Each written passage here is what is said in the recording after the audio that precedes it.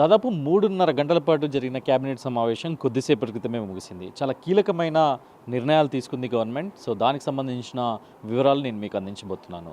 Cabinet సమావేశం 3:30 గంటల పాటు సాగింది. రొటీన్‌కి భిన్నంగా ఈరోజు ఎప్పుడైనా ఈవినింగ్ జరిగే కేబినెట్ ఈరోజు 10:30కే షెడ్యూల్ చేశారు. కాకపోతే 12 గంటలకు స్టార్ట్ అయింది. ముఖ్యమంత్రి అధ్యక్షతన జరిగిన కేబినెట్ సమావేశంలో ప్రధానంగా చర్చించిన అంశాలు రేపు రాష్ట్ర వ్యాప్తంగా స్మార్ట్ రేషన్ కార్డులు ప్రారంభం కాబోతున్నాయి. మనం నిన్నటి నుంచి చెప్పుకుంటున్నాం. స్మార్ట్ రేషన్ కార్డుల గురించి ఆల్రెడీ మనం ఎక్స్ప్లెయిన్ కూడా చేశాం.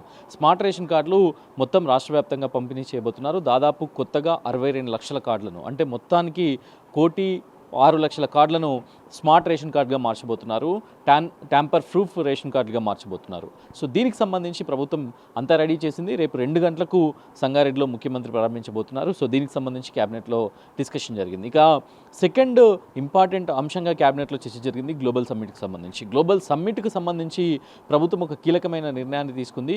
గ్లోబల్ సమ్మిట్ డిసెంబర్ 7, 8, 9 తేదీల్లో నిర్ణయించాలని భావిస్తుంది. గతంలో వచ్చిన 5 లక్షల కోట్ల పెట్టుబడుల కంటే ఇప్పుడు గ్లోబల్ సమ్మిట్లో మరిన్ని పెట్టుబడులను తీసుకురావాలనే లక్ష్యంతో ప్రభుత్వం పనిచేస్తున్న నేపథ్యంలో క్యాబినెట్లో దీనిపైన సుదీర్ఘంగా చర్చ జరిగింది. దీనికి ఒక క్యాబినెట్ సబ్ కమిటీని కూడా ఏర్పాటు చేశారు. ఆ క్యాబినెట్ సబ్ కమిటీకి చైర్మన్గా బట్టి విక్రమార్క, డిప్యూటీ సీఎం, అట్లాగే IT and industries minister Sridhar Babu, దాంతోపాటుగా వివేక్ వెంకటస్వామి, వీళ్ళందరూ కూడా ఈ క్యాబినెట్ సబ్ కమిటీలో ఉన్నారు. దాంతోపాటుగా కొన్ని కీలకమైన నిర్ణయాలు తీసుకుంది హైదరాబాద్ క్యూర్కి సంబంధించి. క్యూర్ పరిధిలో ఉన్న ఆటోలన్నింటినీ దాదాపు 1,60,000 ఆటోలకు సంబంధించి వాటిని ఎలక్ట్రికల్ ఆటోలుగా మార్చేందుకు ప్రభుత్వం ఒక సబ్సిడీ స్కీమ్ని తీసుకొచ్చింది. 1,50,000 రూపాయలని ఆటోలకు అందించేలాగా.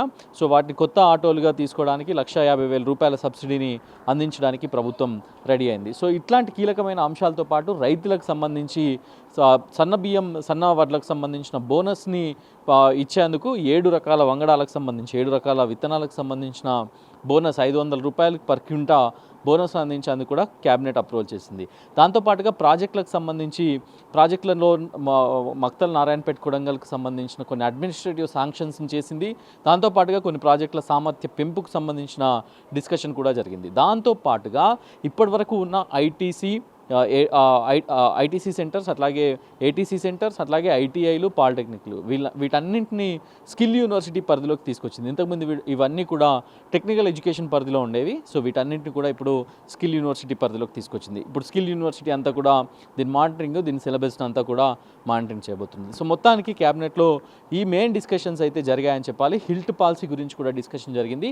అక్టోబర్ 30 వరకు ఈ హిల్ట్ పాలసీని సమయం ఇస్తున్నట్లుగా ప్రభుత్వం చెప్పింది. సో ఇది పూర్తి స్థాయిలో ఈరోజు మనం క్యాబినెట్లో జరిగిన ప్రతి అంశాన్ని, ఎజెండాని మనం చూసాం. సో ఇది ఈ మొత్తం కూడా దాదాపు 3:30-4 గంటల పాటు ముఖ్యమంత్రి అధ్యక్షతన జరిగిన క్యాబినెట్లో జరిగిన డిస్కషన్స్.